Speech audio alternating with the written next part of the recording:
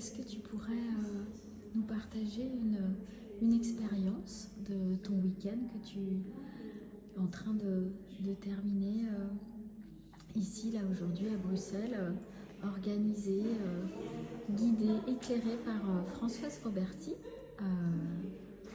de ce stage en canalisation, en fait.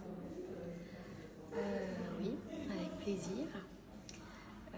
Et bien sur ce stage, au-delà de la générosité, de la bienveillance de Françoise et de cet amour au sein du groupe qui nous permet à tous et à chacun de grandir et d'augmenter nos vibrations, d'où l'intérêt d'être en groupe et en présentiel.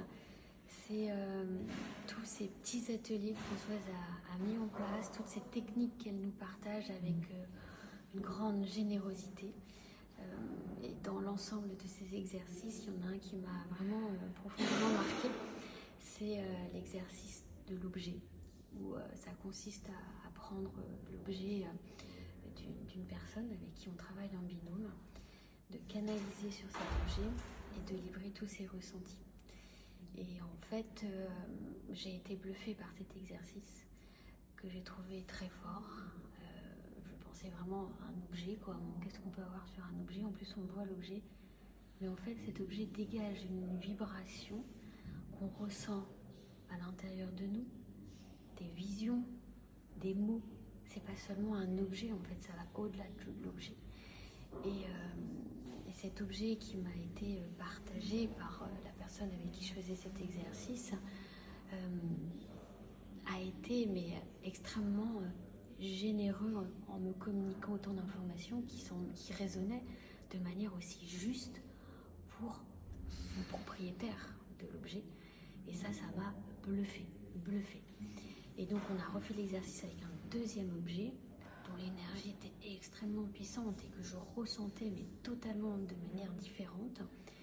Et l'objet communique puisque au-delà de l'énergie et des informations qu'il s'autorise à me partager, quand c'est fini, c'est fini. À un moment donné, j'ai dit quoi d'autre et l'objet m'a dit « c'est tout, merci ». Et ça, je trouve ça complètement bluffant parce que c'est tellement improbable, c'est tellement quelque chose qu'on ne peut pas inventer. Donc on ressent vraiment l'exercice jusqu'au bout et c'est des découvertes de soi, de ses ressentis, de sa sensibilité qui émerge et qui rend ce stage aussi merveilleux. Voilà. Et est-ce que tu pourrais me dire ce que toutes ces rencontres, ces expériences t'ont apporté à toi, personnellement, là, dans ce moment? Ça m'apporte une richesse humaine, puisque on communique, on va dire, sur le même langage. On a les mêmes doutes, finalement. On a les mêmes questionnements. Donc on les partage. Et du coup, on avance ensemble. Et on rencontre des univers différents, des univers rationnels, comme des univers qui sont déjà dans ce monde subtil. Tout ça cohabite et ce rationnel et ce subtil est une très belle alliance. Et il n'y a que dans ces stages qu'on arrive à découvrir ça. On va au-delà de ce que l'on connaît. Et c'est ce qui fait ce grand tout, parce qu'on est complètement conditionné, renfermé dans nos habitudes, notre quotidien, nos valeurs, notre société. Et au final, il y a plus que ça, et il y a beaucoup de gens qui veulent sortir de cette coquille, de ce carcan.